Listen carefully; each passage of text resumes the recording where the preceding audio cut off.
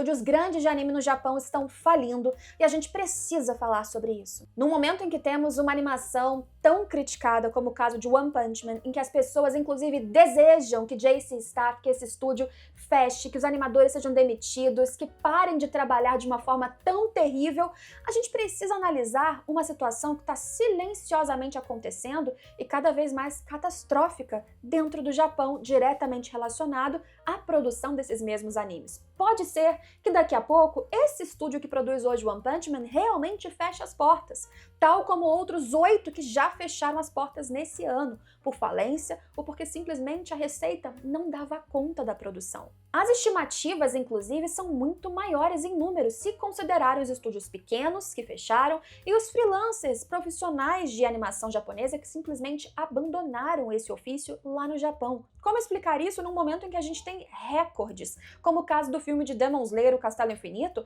que é o anime mais visto em cinema da história?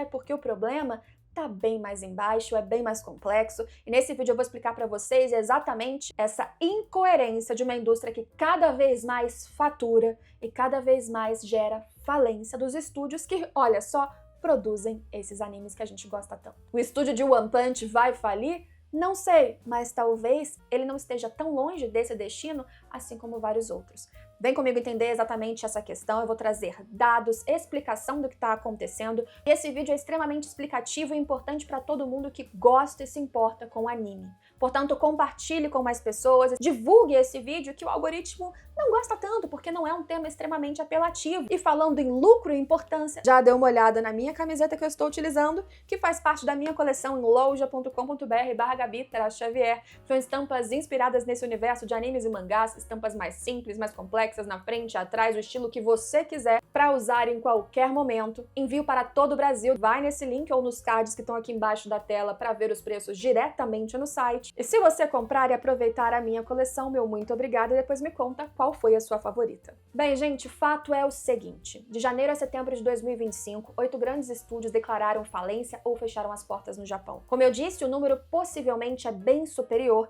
se considerarem os pequenos estúdios e profissionais que não trabalham mais com isso lá no país. E realmente é sabido que cada vez mais cresce a necessidade dos estúdios japoneses em contratar profissionais de fora. E isso não é um movimento para pagar menos, muito pelo contrário. Como o iene, a moeda japonesa, está cada vez menos valorizada e possivelmente vários desses profissionais recebem, por exemplo, em dólar, esse pagamento de profissionais do exterior cada vez maior tem gerado um déficit nas contas do estúdio. Eles não têm um orçamento crescente e o gasto está cada vez maior, porque os profissionais de dentro de casa estão sumindo. E claro que eles estão sumindo. Já todos sabemos também como as condições de trabalho para os animadores japoneses é historicamente terrível. Salários baixos, horas de trabalho e cobranças absurdas, a tal ponto que recentemente a própria Organização das Nações Unidas fez uma visita ao país e emitiu um relatório com preocupações sobre este modo de trabalho na indústria de animação do país. E o governo começou a criar departamentos e medidas e formas de atuação, em tese, para conseguir contornar esse problema e estimular mais os profissionais dessa área. Tem ajudado? Até esse momento não. Mas esses são os sintomas. A raiz do problema, na verdade, é outra.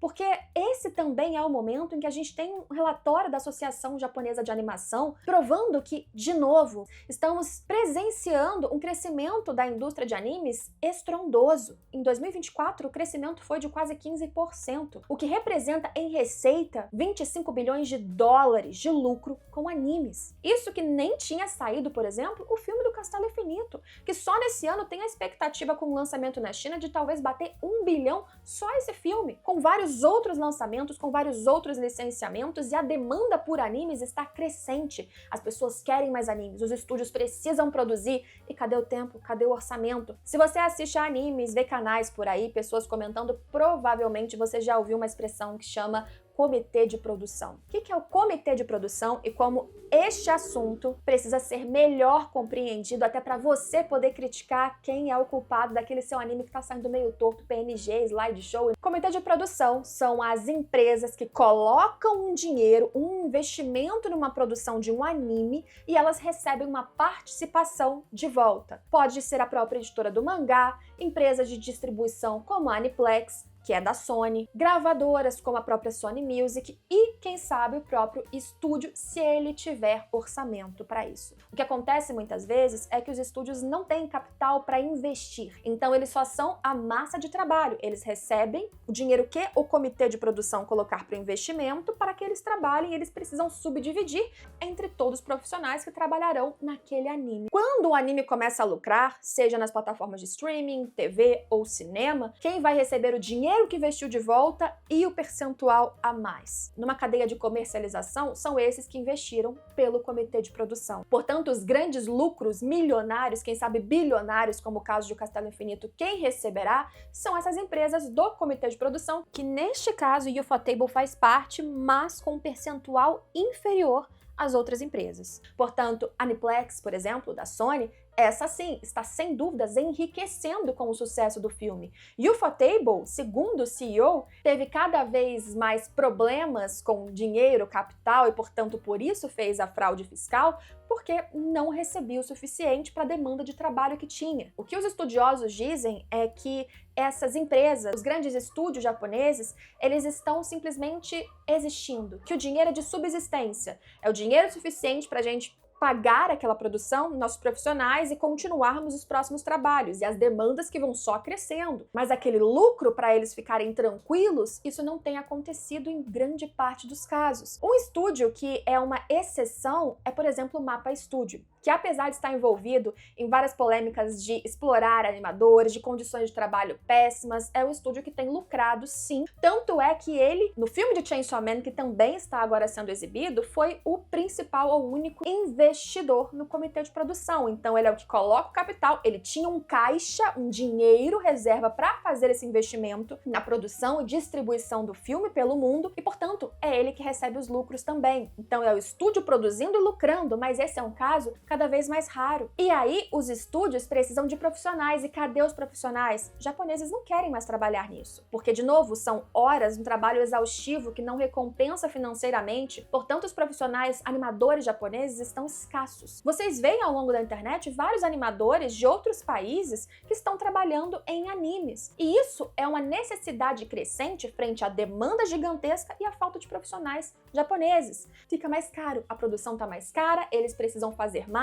e eles não estão lucrando o suficiente. Falência é um caminho natural para muitos desses estúdios, se nada mudar. Em 2024 também, a exploração de animes mostrou um lucro maior no Ocidente, com 56% das receitas totais contra 44% das receitas no Japão. Por mais que animes sejam uma indústria lucrativa, por mais que animes sejam o foco da política muito conhecida do Japão chamada Cool Japan, que é a forma do Japão exportar a sua cultura pro mundo, utilizando essa mídia que é tão famosa, apesar disso, que loucura o caos que o próprio Japão, que os profissionais e empresas japonesas estão vivendo enquanto eles trabalham na mesma indústria que está lucrando e fazendo tanto sucesso e chegando a tantos cantos do mundo inteiro. Como resolver? É claro que eu, aqui no meu canal, na minha casa, humildemente, eu não teria uma solução mágica para esses acontecimentos. Mas, de novo, o que eu vi muito sendo dito em artigos sobre essa questão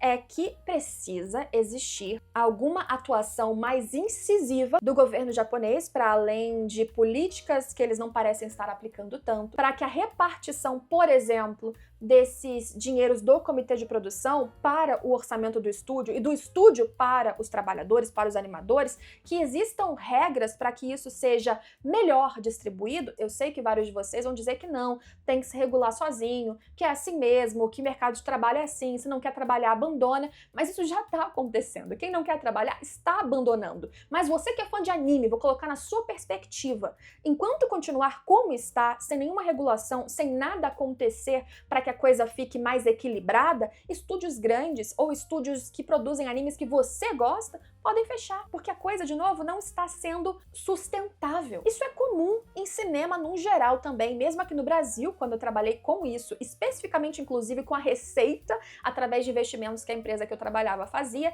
Muitas produtoras ganham dinheiro para produção e é isso. Elas mal participam ou não participam do lucro do filme, porque você precisa investir na produção para receber de volta, ou na distribuição, Beleza, isso é normal. O que não parece equilibrado é que o dinheiro que é pago para essas produtoras, ou estúdios japoneses nesse caso, trabalharem, isso não está sendo suficiente como subsistência mínima para ela se manter. Com crescimentos consecutivos de lucro, você ter agora o segundo recorde anual de mais falências de estúdio, alguma coisa está claramente errada. Dito isso, faz sentido quando as pessoas começam a criticar, por exemplo, na temporada atual de One Punch Man, as empresas responsáveis do comitê. As empresas que decidiram para qual estúdio iam, para qual estúdio elas queriam pagar e talvez, vamos aqui fazer conjectura, tá? Para qual estúdio elas pagariam menos. Então elas pagam menos e lucram mais. É uma visão limitadíssima, porque se você tem uma coisa muito melhor, você consegue gerar mais licenciamentos. Ou será que a própria propriedade intelectual One Punch Man já se vende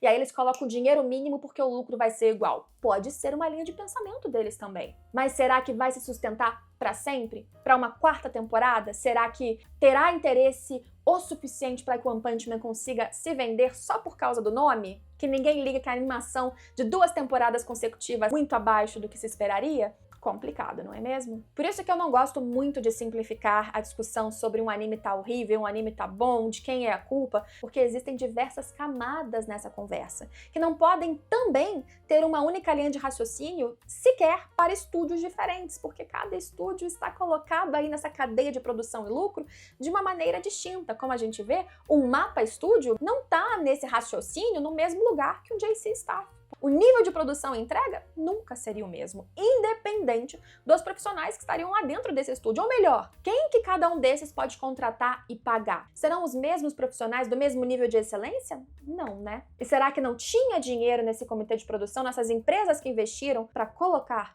num estúdio melhor? É de se pensar. Comenta aqui embaixo o que você acha desse assunto, se você vê uma solução diferente, qual a sua análise sobre essa questão do Japão, sobre a falência de vários estúdios que parece que não serão os últimos, e o que você espera do futuro dessa mídia que imagino que, como eu, você estando aqui, a gente gosta tanto. Espero vocês em todos os próximos vídeos e a gente se vê. Tchau, tchau!